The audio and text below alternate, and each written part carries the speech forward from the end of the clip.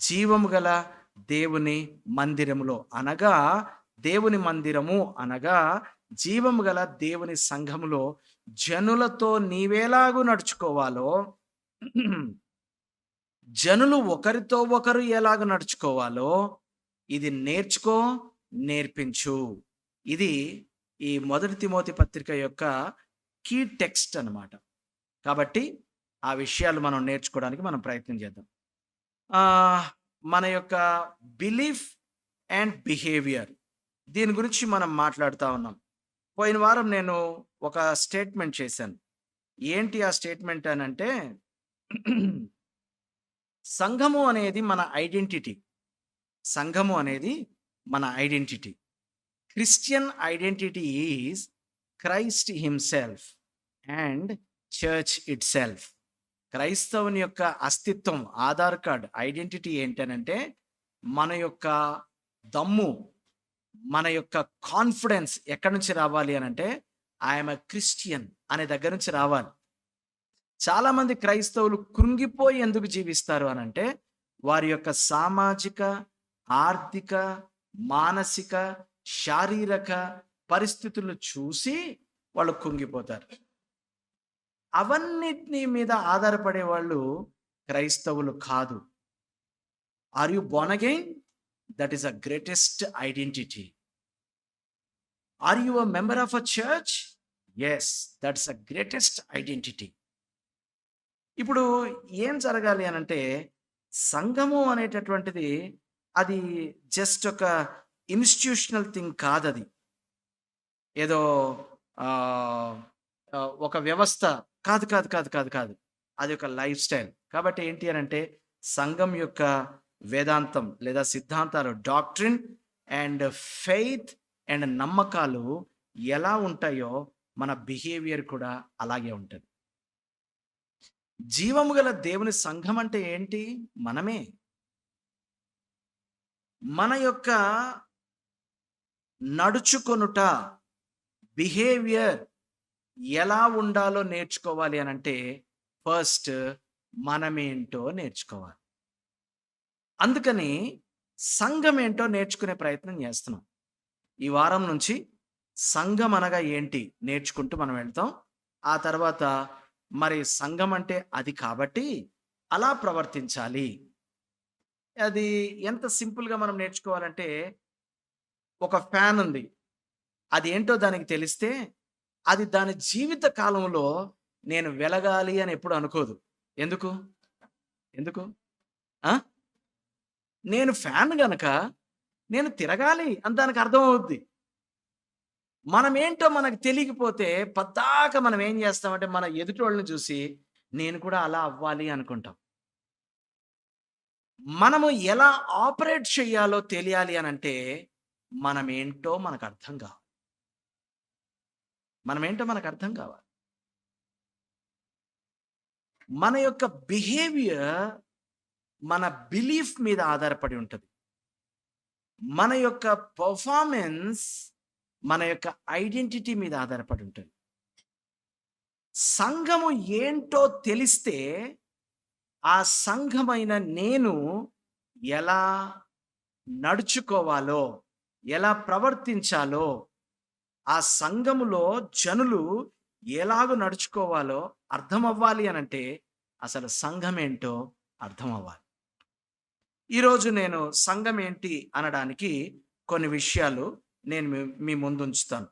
అసలు దేవుని మందిరం యొక్క స్వభావం, the nature of the church of God, the nature of the household of God ఏంటి అనే విషయంలో ఈరోజు మనం ఏం మాట్లాడుకుంటామనంటే, దేవుని మందిరము అనంటే ఒక భవనము కాదు. It's not a building. It's not a building. Thank God. God did not call us to build the buildings. And at the same time, we are very grateful God called us to build the church.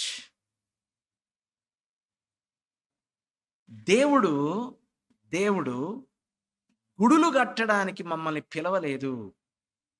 సంఘాన్ని కట్టడానికి పిలిచాడు. సంఘమనగా క్రీస్తు శరీరము, సంఘమనగా దేవుని ఇల్లు, సంఘమనగా జీవము గల దేవుని యొక్క నివాసము. ఆ విషయాలు మనం నేర్చుకుంటాం ఇప్పుడు.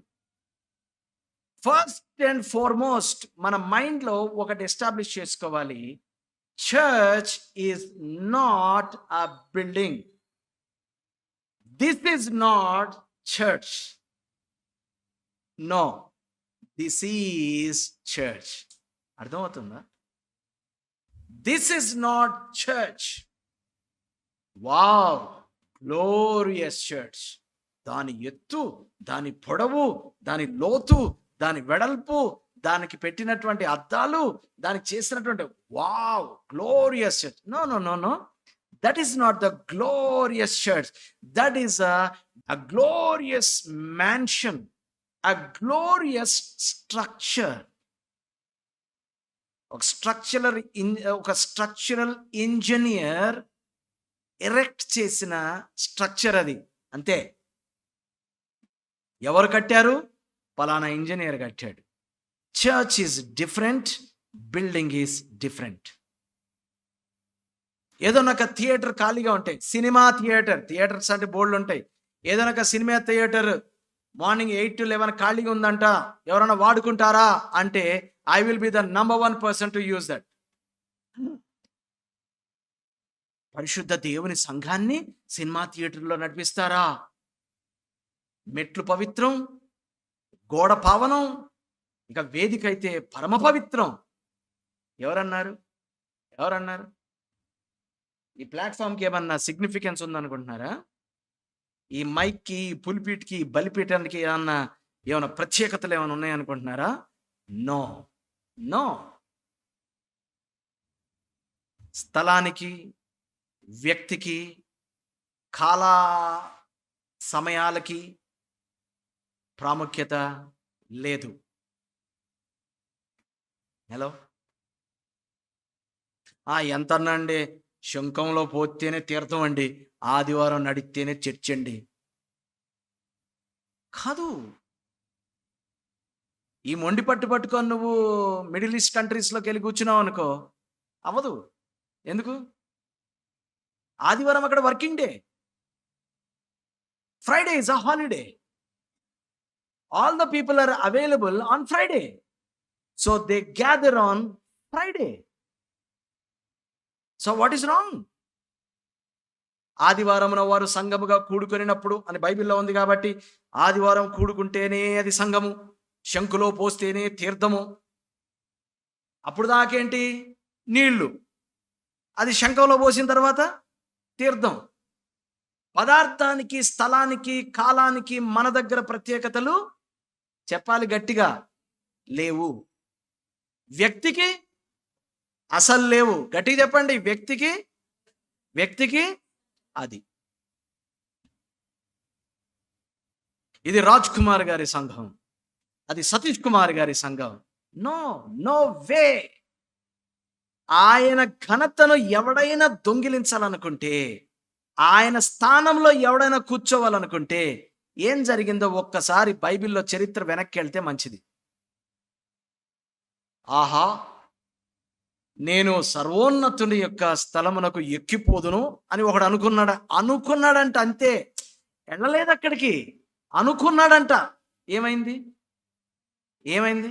తన్నుదంతే 1/3 వంతు వాడి సైన్యంతో సహా ఒక కటిక బిలంలో పడ్డాడు. అనుకుంటే చాలు. ఈ రోజున ఏమనుకుంటున్నారు? ఇది క్రీస్తు సంఘం అనట్లా. ఏమంటున్నారు? ఇది రాజ్ కుమార్ గారి సంఘం. అంటే రాజ్యము, బలము, శక్తి, మహిమ ఎవరివి? పాస్టర్ గారు ఎంత చెప్తే అంత. మరి ఆ రోజు తిమోతి గారు ఎంత చెప్తే అంత. ఈరోజు రాజ్ కుమార్ గారు ఎంత చెప్తే అంత. No no. ప్రభు నాలాంటి ఒక వ్యక్తికి దర్శనమిచ్చి పంపిస్తే నేర్పరి అనే శిల్పకారుని వలె పునాది వేసి, ఆ తర్వాత సంఘంలో జీవము గల దేవుని సంఘములో ఆ సమయానికి వద్దాం, వచ్చినప్పుడు నేను డీటెయిల్గా మాట్లాడతాను. There is no solo leadership. Plurality of leadership is church, not one man show. మనము నెమ్మదిగా కొంచెం సంఘం అంటే ఏంటి తెలుసుకోవడానికి ప్రయత్నం చేద్దాం. ఫస్ట్ అండ్ ఫార్మోస్ట్ థింగ్ మనము మైండ్లో ఎస్టాబ్లిష్ చేసుకోవాలి, church is not a building. అందరు చెప్పండి ఒకసారి, church is not a building. దేవుని సంఘం అంటే ఒక ఏం కాదో చెప్పండి, భవనము, బిల్డింగ్ కాదు. అవునా కాదా? చెప్పండి. మరి ఏంటి సంఘం అనగా? ఇక్కడ ఏమంటున్నాడు? మొదటి తిమోతి పత్రిక, ఫస్ట్ థింగ్ నేను మాట్లాడుతున్నా, మొదటి తిమోతి పత్రిక 3వ అధ్యాయం 15వ వచనము ఆల్రెడీ మనం చదివాం కాబట్టి, ఎఫెసీ పత్రిక 2వ అధ్యాయం 19వ వచనం చదువుతాను నేను మీకు. ఎఫెసీ పత్రిక 2వ అధ్యాయం 19వ వచనం. కాబట్టి మీరిక మీదట పరజనులను పరదేశులను అయి ఉండక పరిశుద్ధులతో ఏక పట్టణస్థులను దేవుని ఇంటివారు. సంఘం అంటే ఎవరంట? సంఘం అంటే ఎవరు? ఇంటివారు. ఇంటివారు, the household of God. అంటే ఏమంటున్నాడు? మీరే దేవుని యొక్క ఇల్లు. మా ఇంటి ఆయనండి, మా ఇంటి ఆవిడండి అంటారు కదా. మనం ఎవరంట? దేవుని ఇంటి వారం అంట. మనం we belong to God's house. సంఘం అంటే దేవుని యొక్క ఇల్లు. మందిరము అంటాం కదా ముద్దుగా. ఇల్లు అంటే ఆయన నివాస స్థలం అన్నాడు, హౌస్ హోల్డ్. ఒక ఇంట్లో ఏముంటది? ఇల్లు. ఇల్లు అంటే ఇది కదండి. మళ్ళీ నేను స్ట్రక్చర్ గురించి మాట్లాడలా. ఇల్లు ఇల్లు ఇంగ్లీష్లో కూడా home is different, house is different. House is a structure. Home అంటే హోమ్లీ మీల్స్ అంటారు కదా. హోమ్ అంటే ఏంటి? ఇంటి భోజనం. ఇల్లు అంటే ఇస్ నాట్ హౌస్, నో. ఇల్లు అంటే ఏముంటుంది? ఒక తండ్రి ఉంటాడు, ఒక తండ్రి, ఓ తల్లి, పిల్లలు ఉంటారా? దాన్ని ఏమంటామంటే ఇల్లు. అంతే కదా అంటాం. గాలికి తిరిగేవాడు ఒక ఇంటివాడు అయ్యాడు అంటే అర్థం ఏంటి? ఇల్లు అంటే ఇల్లు. ఒక ఇంటివాడు అయ్యాడంటే ఇల్లు కట్టుకున్నాడనా? కాదు. పెళ్లి చేసుకోగానే ఆయన ఏమంటారు? ఒక ఇంటివాడు అయ్యాడు అంటారు. ఆవిడని ఏమంటారు మన తెలుగులో చెప్పాలా? ఇల్లాలు అంటారు. అర్థమవుతుందా మీకు? ఇల్లాలంటే ఇంటికి కాపలా ఉంటుంది, లేకపోతే ఇంటి మీద పేరుంది ఆమె పేరు అనే కాదు. ఇల్లాలు. ఏదో నేను ఇల్లు కట్టుకొని ప్రేమగా మా అమ్మ పేరు పెడతాను నా ఇంటి మీద, అంటే బిల్డింగ్ మీద. ఆవిడ ఇల్లాలు అవుద్దా? ఇల్లాలు ఎవరవుతారు? మా ఆవిడవుద్ది. మనము దేవుని ఇంటి వారము అని అంటే అర్థం ఏంటి అని అంటే, ఆయన మన తండ్రి, మనం ఆయన పిల్లలు. ఇప్పుడు మళ్ళీ మీరు తల్లి ఎవరు, పెళ్ళం ఎవరని అలాంటి లాక్కండి. మీరు అలాంటి లాక్కండి. కుటుంబం అంటే ఏ తండ్రిని బట్టి మనము కుటుంబము అని పిలువబడుచున్నామో, ఈ కుటుంబంలో ఏముంటుందంటే ఫస్ట్ అండ్ ఫార్మోస్ట్ థింగ్ ఏంటనంటే బిలాంగింగ్నెస్ ఉంటుంది అనమాట. ఒరే నువ్వు ఎవడురా అని అంటే, నేను పలానా వాళ్ళ అబ్బాయినండి అంటాను చూసారా. అంటే I belong to so and so family. కరెక్ట్గా తెలుగులో పదం చెప్తే మీకు అర్థం కాదు. బిలాంగింగ్నెస్ అంటే ఏంటంటే ఆత్మీయత అనమాట, కనెక్షన్. ఆత్మీయత అంటే మనం చాలా పదాలు, ఆత్మీయత, అనురాగము, ఆధ్యాత్మికత ఏదో పలికేస్తాం కానీ వాటి మీనింగ్స్ తెలియదు. ఆత్మీయత అంటే ఏంటంటే కనెక్షన్ అనమాట, బిలాంగింగ్నెస్. ఈ వీడు నా ఆత్మీయుడు అంటాం అంటే ఏంటంటే we belong to each other. And ఫ్యామిలీలో ఇంకా ఏముంటుంది? బిలాంగింగ్నెస్సే కాదు, ప్రతి ఫ్యామిలీలో కూడా, ప్రతి ఇంటిలో కూడా ఏముంటుంది? డిసిప్లిన్ ఉంటుంది. ఫ్యామిలీకి ఒక డిసిప్లిన్ ఉంటుంది. డిసిప్లిన్ లేకపోతే దాన్ని ఇల్లు అనరు. అండ్ డిసిప్లినే కాదు, నెక్స్ట్ ఏముంటుంది? రెస్పాన్సిబిలిటీ ఉంటుంది. ప్రతి ఇంట్లో కూడా ఏముంటాయి? రెస్పాన్సిబిలిటీస్. నానా, నువ్వు రోజు పొద్దున సాయంత్రం ఇల్లు ఉడవాలి. ఇది పని కాదు, ఇది రెస్పాన్సిబిలిటీ. చెల్లి గిన్నెలు కడిగేస్తుంది, అది పని కాదు. పని మనుషులు చేసే పని అని ఈ రోజుల్లో ఆడపిల్లలు చేయట్లేదు. నేనేమైనా పని మనిషిని అనుకుంటున్నావా? గిన్నెలు కడగాల, కావాలని నువ్వు పని మనిషిని పెట్టుకో. No no no no. That is a family system. Learning to run a family. కుటుంబాన్ని నడపడం నేర్చుకుంటున్నాం అనమాట. ఇదిగో నువ్వు రోజు కూరగాయలు కొయ్యాలి, నేను వంట చేస్తాను. ఈ రోజు నేను కూరగాయలు కోసాను, రేపు నువ్వు కూరగాయలు కోయి, నేను వంట చేస్తాను. Sharing the responsibilities. ప్రతి కుటుంబంలో ఏముంటాయి? రెస్పాన్సిబిలిటీస్. అన్నిటికంటే ముఖ్యంగా చాలా ప్రధానమైంది, మరి ముఖ్యంగా మగవాళ్ళు నేర్చుకోవాల్సింది ఏంటంటే, ఏమండి ఎక్కడికి వెళ్తున్నారు? మీకు చెప్పాలా? అవసరమా? చెప్పేనే అనుకో, నీకేమైనా అర్థం అవుద్దా? మగవాడు అన్నాక బోల్డు పనులు ఉంటాయి. నోరు మూసుకొని నేను వచ్చేదాకా మోకాళ్ళ మీద కూర్చొని ప్రార్థన చేసుకొని నా కోసం ఎదురు చూస్తూ ఉండు. ఏమని? ప్రభువా, నీ దాసుడు ఎక్కడికి వెళ్ళాడో కానీ నీ దాసుని యొక్క కార్యాన్ని నెరవేర్చండి ప్రభా అని ప్రార్థన చేస్తూ కూర్చో. జవాబుదారీతనం. నువ్వు అలా చేస్తే నీ కొడుకు చూస్తాడు, ఓహో, నేను పెద్దవాడనైనప్పుడు నా భార్యను కూడా నేను ఇలాగే, ఏమండి ఎక్కడికి వెళ్తున్నారంటే, నీకు అవసరమా అనవచ్చునన్నమాట అని ఇంకొక తరం నేర్చుకుంటుంది.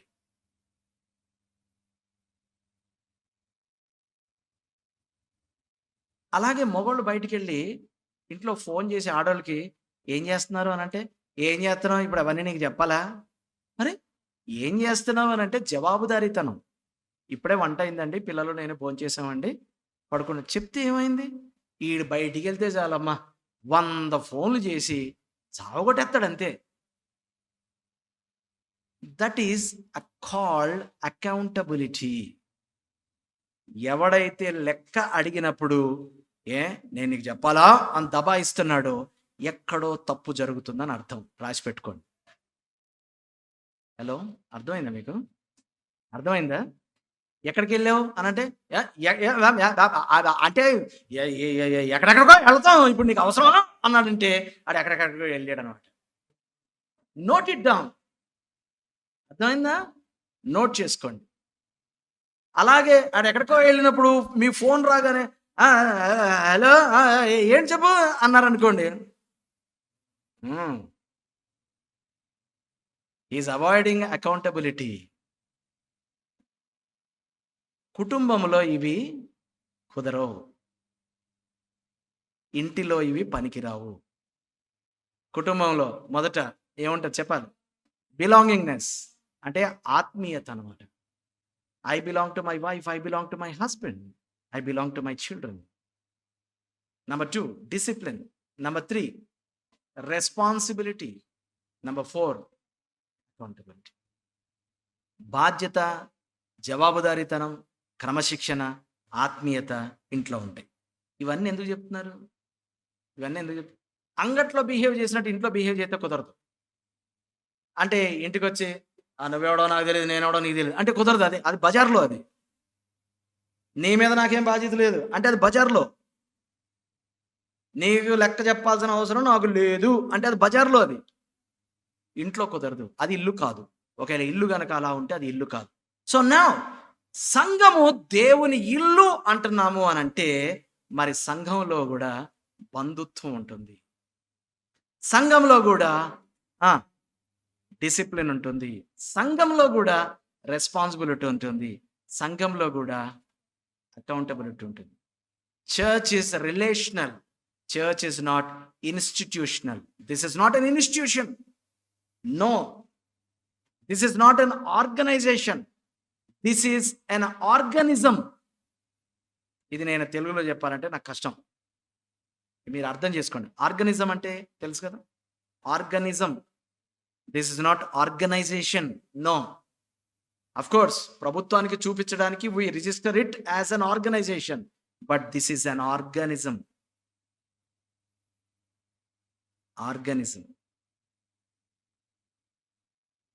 Hello? So this is not institutional, this is more relational. సంఘంలో ఎవరు కూడా అపరిచితులు కాదు. ఎందుకంటే మనమందరం కూడా ఒక కుటుంబం. And we don't come here to see a celebration. Wow! Raj Kumar గారి చర్చిలో అంట ఈరోజు 3వ ఆట అద్భుతమైనటువంటి లేజర్ షో అంట. అందుకు రాకూడదు. No, no, no, no. This not a celebration place. Nobody is a spectator here. Everybody is a participant. ఎవరు ప్రదర్శన చూడడానికి రాకూడదు. పాలు పంపులు పొందుకోవడానికి రావాలి. ఎందుకంటే this is our place. This is our house. This is his house. We are his household. మనమందరం కూడా పాలు పంచుకోవడానికి రావాలి. ఏదో స్టేజ్ మీద ఒక నలుగురు షో చేస్తే మనము చప్పట్లు కొట్టి బాగా చేశారు, బాగా చేశారే, బాగా చేశారు అనడానికి లేదు. నో, మనము పాలు పంపులు పొందడానికి రావాలి. ఇక్కడికి వేడుక చూడడానికి రాకూడదు. Because this is the household of God. And the second thing, సంఘము అనంటే God's dwelling place. The church is not only God's household, it is God's dwelling place. అంటే దేవుని యొక్క సన్నిధి, దేవుని యొక్క ప్రసన్నత ఇక్కడ నివసిస్తుంది అనమాట. ఎఫెసీ పత్రిక 2వ అధ్యాయము 21 నుంచి 22 వచనాలు. ప్రతి కట్టడమును ఆయనలో చక్కగా అమర్చబడి ప్రభువునందు పరిశుద్ధమైన దేవాలయం అగుటకు వృద్ధి పొందుచున్నది. ఆయనలో మీరు కూడా ఆత్మమూలముగా దేవుని నివాస స్థలమై ఉండుటకు కట్టబడుచున్నారు. అండ్ 1 Peter chapter 2 verse 5 మీరు చూడొచ్చు. అలాగే అపోస్తల కార్యములు 17వ అధ్యాయం 24వ వచనం. ఇవన్నీ మనకు తెలిసిన స్క్రిప్చర్స్ కాబట్టి నేను ఓపెన్ చేయట్లేదు. మత్తయి సువార్త 18వ అధ్యాయము 20వ వచనం. అపోస్తల కార్యములు 17వ అధ్యాయం 24వ వచనం చాలా స్పష్టంగా ఉంది. మానవ హస్తకృతములైన భవనాలలో అనగా ఆలయాలలో, బిల్డింగ్స్ లో ఆయన నివసించడు. మరి ఎక్కడ నివసిస్తాడు? ఆయన తన ప్రజల మధ్య నివసిస్తాడు. అంటే ఎక్కడ 2-3 నా నామమున కూడి ఉంటారో అక్కడ నేను వారి మధ్యను నివసిస్తాను. Where God dwells, that is called God's dwelling place. God's dwelling place. Church is God's dwelling place. 2-3 నా నామమున ఎక్కడ ఏకీభవిస్తారో అక్కడ నేను వారి మధ్య నివసిస్తాను. దేవుని యొక్క నివాస స్థలాన్ని మనం ఏమంటాము? చర్చ్ అంటాం. మీరు, మీ భార్య, మీ భర్త, మీ పిల్లలు, మీరు దేవుని నామమున ప్రతిరోజు రాత్రి భోజనానికి ముందో భోజనానికి తర్వాతో కూడతారు చూసారా? అక్కడ మీ మధ్య దేవుడు నివసిస్తాడు. That is a miniature church. Hello, ఆ ఇంటిలో సంఘం ఉండెను. అపోస్తల కార్యంలో ఉంది. ఈరోజు నా క్వశ్చన్, మీ ఇంటిలో సంఘం ఉందా? అక్కడ మీకు సంఘము ఏర్పాటు చేయడం, మనము నివసిస్తున్న స్థలము దేవుని నివాసము. రండి రండి రండి, మనం ముగ్గురము ఏకీభవిస్తే ఇక్కడ మన మధ్యలో దేవుడు నివసిస్తాడు అనే కాన్సెప్ట్ అక్కడ మీకు అర్థమైతే 2 కంటే ఎక్కువగా కూడి వచ్చేటటువంటి ఈ స్థలాన్ని గురించినటువంటి ప్రత్యేకత మనందరికీ అర్థమవుతుంది. మనం ఎందుకు ఈ కార్పొరేట్ పవర్ అర్థం కావట్లేదు అని అంటే, మన ఇంటిలో we are not living corporately. Hello, are you getting me this morning? కూడి వచ్చుటలో ఉన్నటువంటి శక్తిని మనం ఎందుకు తెలుసుకోలేకపోతున్నామనంటే, మన ఇళ్లలో అనుదినము కూడి వచ్చుట అనేటటువంటి అలవాటు మనకు లేదు. నీ ప్రార్థన నువ్వు చేసుకో, నా ప్రార్థన నేను చేసుకుంటా, తినేద్దాం, బిర్యానీ చల్లగా అయిపోతుంది. పడుకునే ముందు రే నీ పడక మీద నువ్వు పడుకొని ప్రార్థన చేసుకో. కూడి వచ్చుట అనే కాన్సెప్ట్ చిన్నగా మీకు అర్థం కానప్పుడు పెద్దగా మీకు అసలు అర్థం కాదు. I think I'm explaining my self well. అర్థమవుతుందండి? నేను బాగానే చెప్తున్నానా? అర్థమయ్యేలా చెప్తున్నానా, లేకపోతే కన్ఫ్యూజ్ చేస్తున్నానా? ఇంటిలో నేను చెప్తున్నా, ఈ బాధ్యత ఎవరు తీసుకోవాలి తెలుసా? ఈ బాధ్యత ఎవరు తీసుకోవాలి? ఇదిగో నాకు నిద్ర వస్తుంది గానీ బనీను యేసుకొని పడుకుంటున్నాను. నువ్వు పిల్లలు ప్రార్థన చేసుకోండి. ఏయ్! No, no, no, no, no, no. No. రండి, మనము కూడి వచ్చి ప్రభువును కాసేపు ఆరాధించుకుందాం. మన అవసరతలు, మన విజ్ఞాపనలు ప్రభు సన్నిధిలో పెడదాం అని ఇంటి యజమాని అయినటువంటి పురుషుడు చొరవ తీసుకోవాలి. నేను వచ్చేస్తున్నాను ఒక 10 నిమిషాల్లో. పిల్లలు నువ్వు బైబిల్, కీర్తనల పుస్తకాలు పెట్టుకొని రెడీగా ఉండండి. నేను కాలు చేతులు కడిగేసుకొని మనం ప్రార్థన చేసుకున్న తర్వాత భోంచేద్దాం. So you should be the pastor of your house. ఆమెనన్నాడే ఆయన వాళ్ళ ఇంటికి పాస్టర్, నేను కాదు. మీ ఇంట్లో జరిగే ఆరాధనకి పాస్టర్ నేను కాదు. నో నో, మీ కుటుంబ ఆరాధనకి నన్ను పిలవకండి. You take up the responsibility. కొంచెం కఠినమైన విషయాలు ఛాలెంజ్ చేస్తున్నాను కదా. సో దేవుని యొక్క సన్నిధి ఎక్కడ నివసిస్తుందో అదే సంఘము అన్నాం కదా. కాబట్టి చర్చ్లో ఏముంటుంది? ఇప్పుడు చెప్పాలా? చర్చ్లో ఏముంటుంది? దేవుని యొక్క సన్నిధి ఉంటుంది, దేవుని యొక్క ప్రసన్నత ఉంటుంది. దేవుని యొక్క సన్నిధి ఇక్కడ నివాసం చేస్తుంటే మనం ఏం చేయాలి? మనం ఎలా నడుచుకోవాలి చెప్పండి. ఇప్పుడు ఒకవేళ ఇక్కడికి చంద్రబాబు నాయుడు గారు వచ్చి ముందు కూర్చున్నారు అనుకోండి, అందరం ఎలా నడుచుకుంటాం ఇప్పుడు? చెప్పండి. ఎలా నడుచుకుంటాం చెప్పండి. ఎందుకంటే we రెస్పెక్ట్ హిజ్ ప్రెసెన్స్. చర్చ్లో క్యాజువల్గా ఎందుకుంటాం తెలుసా? ఇదొక సెలబ్రేషన్ ప్లేస్, ఇదొక event. This is the dwelling place of God. చాలా మర్యాద. ఈ మర్యాద ఎక్కడితో ఆపేస్తామంటే మనము మెట్ల కింద చెప్పులు ఇప్పడం దగ్గర ఆపేస్తాం. పైన దేవుడు ఉంటాడు కదా, కింద చెప్పులు ఇప్పే.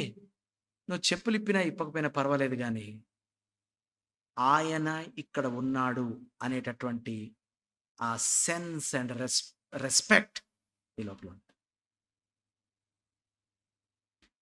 సో కేర్లెస్నెస్ అనేది ఆయన యొక్క ప్రెజెన్స్ని అగౌరవపరుస్తుంది. ఒకళ్ళు నిజంగా ఇక్కడికి చంద్రబాబు నాయుడు వస్తాడు అని అంటే మీలో ఇక్కడికి వచ్చిన వాళ్ళందరూ రాలే 9:30కి అనుకుంటారా?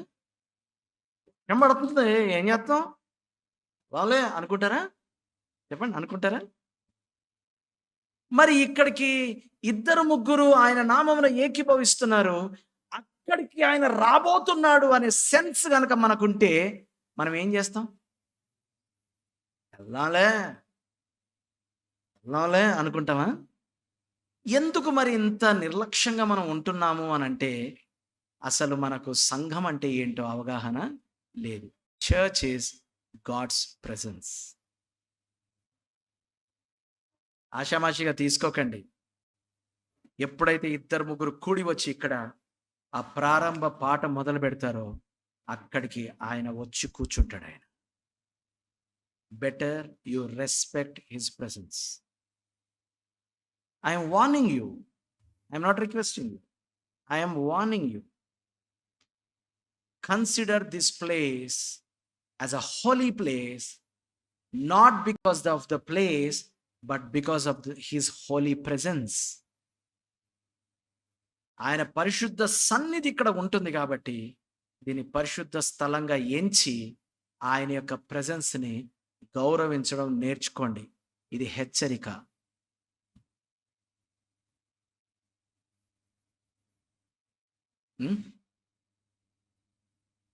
సో నిర్లక్ష్యం, క్యాజువల్ యాటిట్యూడ్ అలా బిహేవ్ చేయకండి.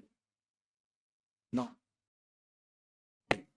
మూడవది సంఘం అనగా, మళ్ళీ అక్కడికి వెళ్తున్నాం, తిమోతి పత్రిక 3:15 సత్యమునకు స్తంభమును ఆధారం.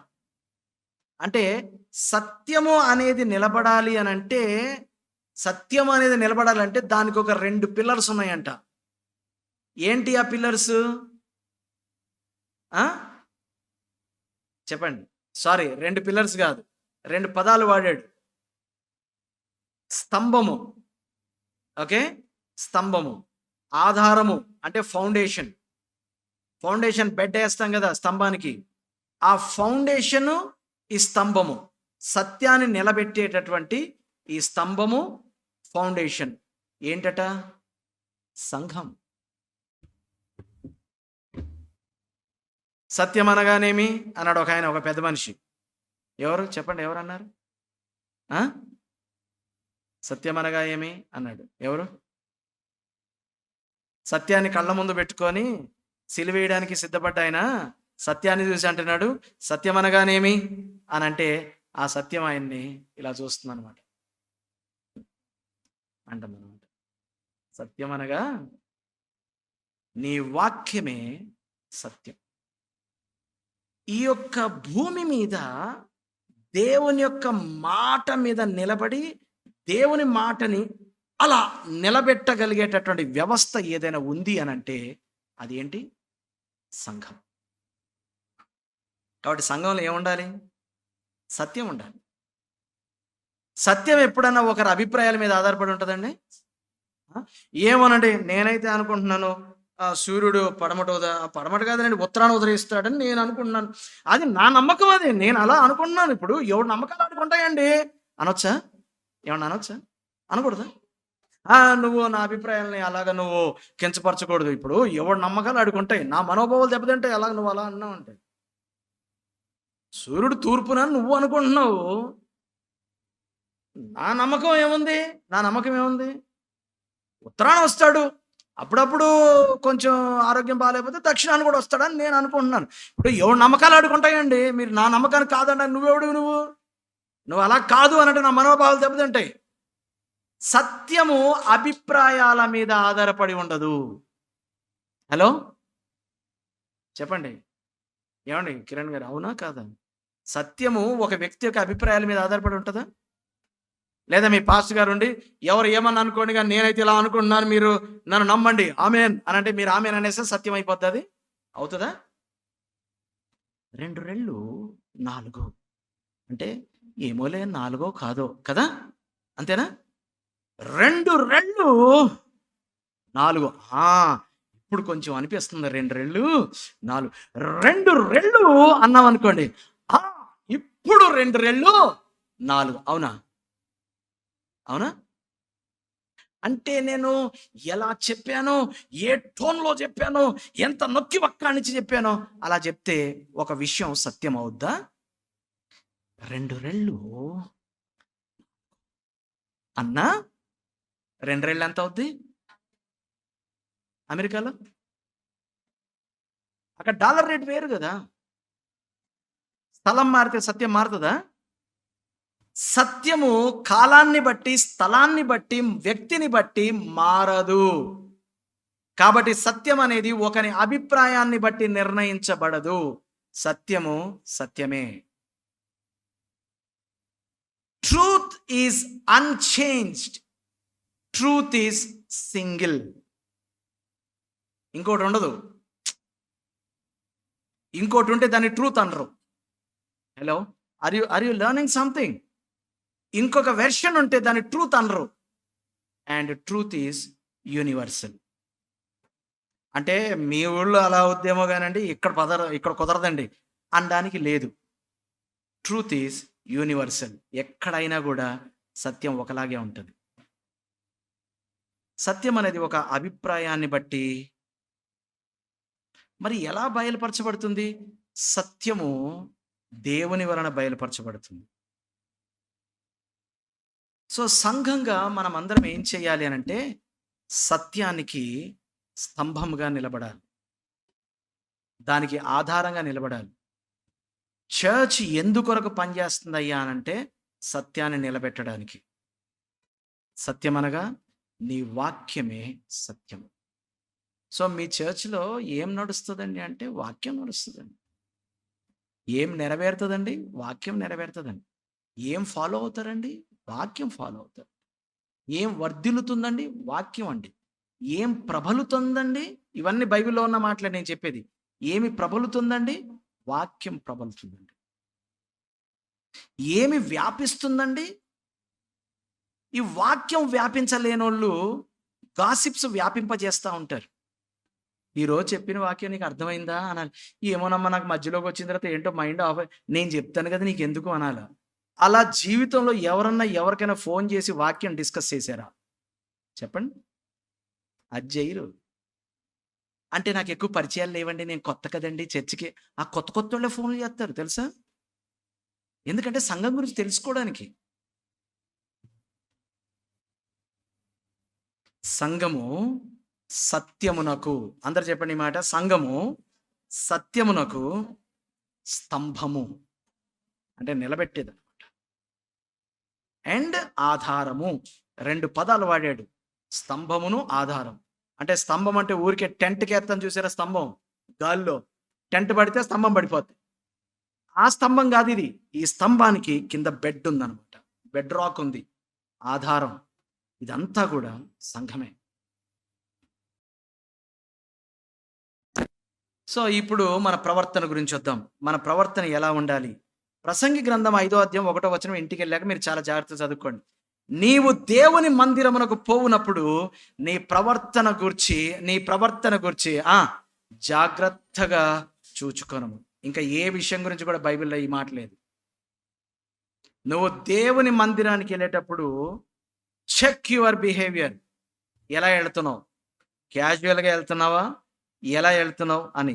సంఘం ఎలా ఉందో అని నీకు అవగాహన ఉందో, మన ప్రవర్తన గూడా అలాగే ఉంటుంది. సంఘం దేవుడి ఇల్లు గాబట్టి, ఆ ఇంటిని మనం ఏం జేయాలి? అంటే అక్కడ దేవుని సన్నిధి ఉంటది గాబట్టి, మనం ఏం జేయాలి? సంఘాన్ని గౌరవించాలి. సంఘము దేవుని యొక్క కుటుంబం కాబట్టి, ఆ కుటుంబంలో మనం ఆత్మీయత, క్రమశిక్షణ, బాధ్యత, జవాబుదారీతనంతోటి మనం నడుచుకోవాలి. సంఘము దేవుని యొక్క పరిశుద్ధ సన్నిధి అక్కడ ఉంది కాబట్టి, ఆయన పరిశుద్ధుడు గనక మనం గూడా పరిశుద్ధతలో మనం నడుచుకోవాలి. సో, మనం 2 ప్రశ్నలు మనం వేసుకోవాలి. సంఘానికి నేను ఎలాంటి యాటిట్యూడ్ తోటి నేను ఎళ్తున్నాను? అండ్ నంబర్ 2 సంఘములో నేను ఎలా పార్టిసిపేట్ చేస్తున్నాను? If you are not participating in the church, you are not of the church. Hello! నీవు సంఘములో పాలు పంపులు పొందకపోతే ఆ సంఘానికి నువ్వు అపరిచితుడివి అండ్ గెస్ట్ అంటే అతిథివి అనమాట. You don't belong to that church. మరి ఆఫ్టర్ ఆల్ చర్చ్ అంటే ఒక కుటుంబంలో ఏముంటుంది? బిలాంగింగ్నెస్. వచ్చాను, కూర్చున్నాను, కుర్చీని ఎచ్చబరిచాను, దిక్కులు చూశాను, వెళ్ళిపోయాను. That should not be your behaviour. నా వంతు పాత్ర ఏంటి? ఈరోజు నేను చర్చ్‌లో దేంట్లో పాలు పంపులు పొందాలి? అంతేగాని జేబులో చేతులు పెట్టుకొని పాడేవాడు పాడతాడు, చెప్పేవాడు చెప్తాడు, కానుకలేసేవాడు ఏస్తాడు. మనం అలా కూర్చొని దిక్కులు చూసేసి ఎవడొచ్చాడో ఏమేం చేశాడని వెళ్ళిపోతాం. That is not belongingness. That is not involvement. That's not involvement. So, in the church మనము ఎలాంటి వైఖరితో మనం చర్చ్‌కి వస్తున్నాం? చర్చ్‌లో ఎలా పాలు పంపులు పొందుతున్నాం? అండ్ మూడో విషయం ఏంటంటే, తోటి సంఘస్థుల పట్ల నేను ఎలాగ బిహేవ్ చేస్తున్నాను? ఇది చాలా చాలా చాలా ఇంపార్టెంట్. ఒక 2 విషయాలు చెప్పి నేను ముగిస్తాను. మనకి సమయం చాలా అవుతుంది. ఈరోజు జరుగుతున్నటువంటి చర్చ్‌లో పొరపాట్లు ఏంటి అనంటే, people are coming to church with consumer attitude. ఒక వినియోగదారులాగా వస్తారనమాట. అంటే ఇక్కడ ఏం దొరుకుద్దా పట్టుకెళ్ళిపోదాం.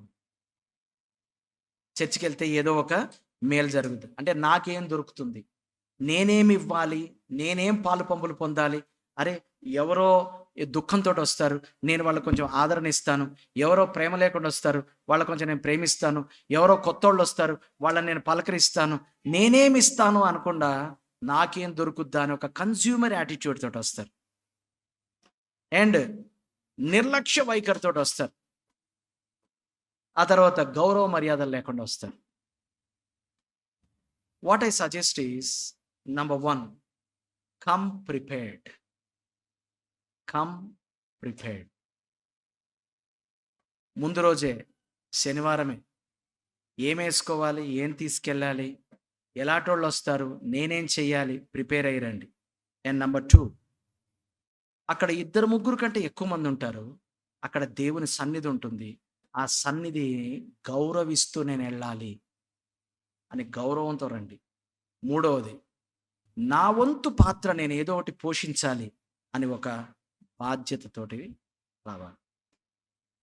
So anyway, we learned what is church and how we should behave in the church. అలవాటుగా కానీ, ఈ మాటలు లైట్గా తీసుకోకండి, వినండి. అలవాటుగా కానీ, ఆచారంగా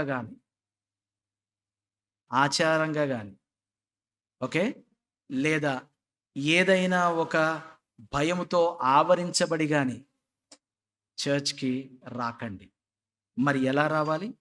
జీవము గల దేవుని ఇంటిలో నేను సభ్యుణ్ణి అనే బాధ్యతతోటి సంఘానికి రండి.